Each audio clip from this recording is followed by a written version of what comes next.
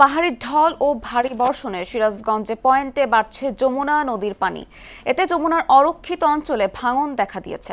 গত কয়েকদিনে চৌহালিতে বিলীন হয়ে গেছে বসত ভিটা ও ফসলি জমি। ভাঙন আতঙ্কে নির্ঘুম রাত কাটাচ্ছেন নদী তীরবর্তী মানুষ। এ অবস্থায় জরুরিভাবে স্থায়ী বাঁধ নির্মাণের দাবি জানিয়েছেন স্থানীয়রা। সোহেল রানার তথ্যচিত্রে তাহসিন তারিনের রিপোর্ট। পানি বাড়ার সঙ্গে সঙ্গে সিরাজগঞ্জের চৌহালি উপজেলার চর সলিমাবাদ, ছোট চোয়াল, মণ্ডলভোগ, তেগরি, কুড়াগাছা সহ বেলকুচি ও কাজীপুর উপজেলার চরাঞ্চলে ভাঙন দেখা দিয়েছে। বেলকুচি ও কাজীপুর উপজেলার চরাঞ্চলে ভাঙন দেখা দিয়েছে। এতে বসতভিটা সহ চরাঞ্চলের আখ, পাট ও বাদাম সহ বহু ফসলি জমি নদীগর্ভে বিলীন হয়ে গেছে।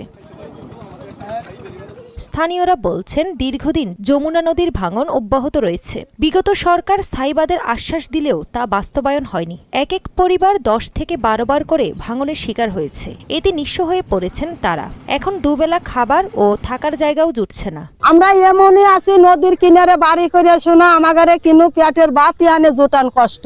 একে একে 10টা ভাঙা দিছে, কিছুই নাই আমাদের। রোডগুলো আমার কোনো কিছু নেই, কলেজ মাদ্রাসা সব ভেঙে চলে। আমাদের চরচিনাথ কবরস্থান বাজার এগুলো সব নদীর গর্ভে চলে যাইতেছে। অনেক এমপি সমস্যা, অনেক কিছু আসছে, অনেক নেতা আসছে, তারা আমাদের অনেক উৎসাহ করছে, অনেক কিছু করছে, কিন্তু তাদের কাছে আমরা কোনো কিছুই পাই নাই। আমি মাননীয় প্রধানমন্ত্রীর কাছে দাবি জানাই যে আমাদের একটা জানি স্থায়ী একটা বেড়িবাঁধ। পানি উন্নয়ন বোর্ড বলছে, চৌহালির সলিমাবাদে 3 কিলোমিটার এলাকায় স্থায়ী বাঁধ নির্মাণ প্রকল্পটি প্ল্যানিং কমিশনে রয়েছে।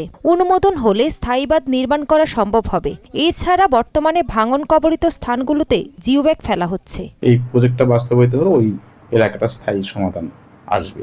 আর ইতিমধ্যে যদি এই 3.5 কিলোমিটার কাজের কোথাও যদি ক্ষতিগ্রস্ত হয়, যেহেতু এটা প্রিকশনের কাজের ক্ষতিগ্রস্ত হবে, স্বাভাবিক ক্ষতিগ্রস্ত হলে সঙ্গে সঙ্গে আমরা এই জায়গাগুলো যাতে ফার্দার ভাঙন বৃদ্ধি না পায়, সেজন্য আমরা জরুরি কাজ বা ইমার্জেন্সি কাজ বাস্তবায়নের মাধ্যমে এটা আমরা মোকাবিলা করতেছি। অতি দ্রুত স্থায়ী বাঁধ নির্মাণ করে বসতভিটা ও ফসলি জমি রক্ষা করার দাবি জানিয়েছেন এলাকাবাসী।